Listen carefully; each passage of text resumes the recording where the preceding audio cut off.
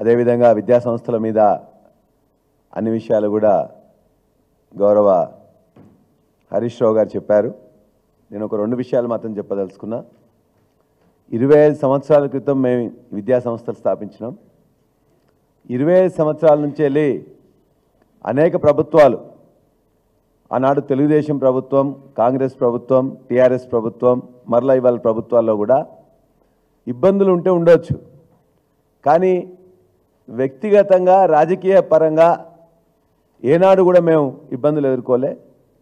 గత 9 నెలలుగా వ్యక్తిగతంగా నా మీద, నా కుటుంబం మీద, నా విద్యా సంస్థల మీద విపరీతమైన దాడి చేస్తున్నారు, ఇబ్బందులు పెడుతున్నారు.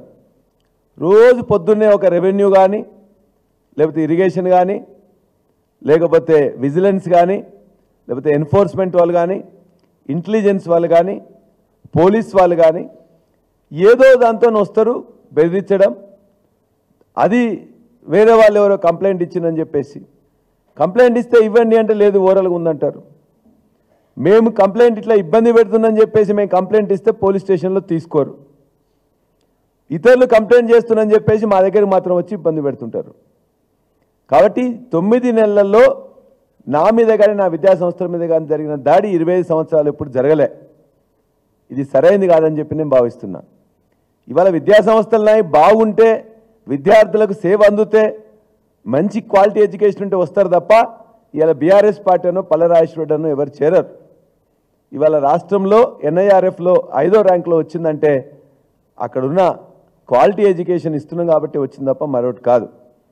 ఇవాళ మెడికల్ కాలేజీ కూల్స్తామని చెప్పేసి ఏదైతే వాళ్ళు ప్రయత్నం చేస్తున్నారో దానికి సంబంధించిన నీటిపారుదల శాఖ, రెవెన్యూ శాఖ, కలెక్టర్ గారు, HMDA గారు అందరూ పర్మిషన్లు ఇచ్చిన తర్వాతనే ఆ యొక్క భవన నిర్మాణాలు చేపట్టినాం. అది కంప్లీట్ అయింది. ఇవాళ నీటిపారుదల శాఖ వాళ్ళే మాకు ఇచ్చారు. ఆ నీటిపారుదల శాఖ వాళ్ళు వచ్చి నిన్న కేసు పెట్టారు. ఆ కేసులో వాళ్ళు ఎక్కడ కూడా ఏం చెప్పలే. కేసులో ఏం పెట్టారు, ఇంత ఎక్స్టెంట్ నేను జరిగినాను కానీ, లేకపోతే ప్రభుత్వ భూమి, లేకపోతే చెరువు భూమిలో నేను వచ్చిందని కూడా అక్కడెక్కడ మెన్షన్ చేయలే. అనురాగ్ ఇన్స్టిట్యూషన్స్ బఫర్ జోన్లోకి వచ్చినాయి అని చెప్పి చెప్తున్నారు. వస్తే ఎంత వచ్చినాం, ఒక స్కెచ్ మ్యాప్ ఇవ్వండి, లేకపోతే ఎన్ని అడుగులు జరిగినావో చెప్పండి. 2017లో నేను తీసుకున్న తర్వాత ఇవన్నీ కట్టడాలు మొదలుపెట్టినాం కదా, ఈ 8 సంవత్సరాలు మరి ఏం చేశారు? కాబట్టి వారు చెప్పిన విధంగానే ఎక్కడైతే హద్దులు నిర్ణయించిండ్రో ఇవాళ నా భూమిలో మాత్రమే నేను కట్టుకున్నాను. ఇవాళ పెద్దలు హరీష్ రావు గారు చెప్పినట్టు మీరు ఆ ప్రభుత్వ భూమి కానీ, లేకపోతే చెరువు భూమి కానీ 1 ఇంచు కూడా నా దాంట్లో ఉన్నట్లయితే, నేను ఎంకరేజ్ చేసినట్లయితే ఇవాళ మొత్తం విలేకరుల సాక్షిగా, రిపోర్టర్స్ సాక్షిగా సర్వే చేసి హద్దు పెట్టమని చెప్పండి.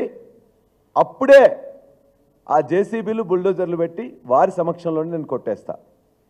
ఏదన్నా వారికి ఇవాళ డిక్లేర్ చేసినట్లయితే వాళ్ళు ఒక సర్వే చేసి అది నోటిఫై చేసి దాని ప్రకారం నేను జరిగినా అని చెప్పేసి ఒక అధికార పత్రంగా వారి దగ్గర ఏమన్నా ఉన్నట్లయితే దాని ప్రకారం ఖచ్చితంగా నేను ఎంత జరిగితే, ఎక్కడ జరిగినా, ఏమున్నా కూడా అది మెడికల్ కాలేజ్ అయినా, హాస్పిటల్ అయినా దాన్ని 5 నిమిషాల్లో 10 నిమిషాల్లో నేను టైం నాకు ఇచ్చినట్టయితే ఖాళీ చేయించి నేను కొట్టేస్తా. అంతే తప్ప నేను ఈ యొక్క విద్యా సంస్థలు కానీ మిగతా వాటికి కేంద్రం కాకూడదని వారు చెప్పిన దాన్ని చెప్తూ, దయచేసి ఎన్ని ఇబ్బందులు పెట్టినా, ఎన్ని కేసులు పెట్టినా చట్ట ప్రకారం కోర్టును ఆశ్రయిస్తాం. మీ అందరూ కూడా విజ్ఞప్తి చేస్తున్నా, అధికారులకు కూడా విజ్ఞప్తి చేస్తున్నాం. ఖచ్చితంగా ఎక్కడైనా తప్పు జరిగితే చెప్పండి, నోటీస్ ఇవ్వండి, మా అనుమతులు పరిశీలించండి, తదనంతరం ఏ చర్య తీసుకున్నా దానికి సిద్ధమని చెప్పేసి కూడా నేను ప్రజలకు కూడా తెలియజేసుకున్నాను.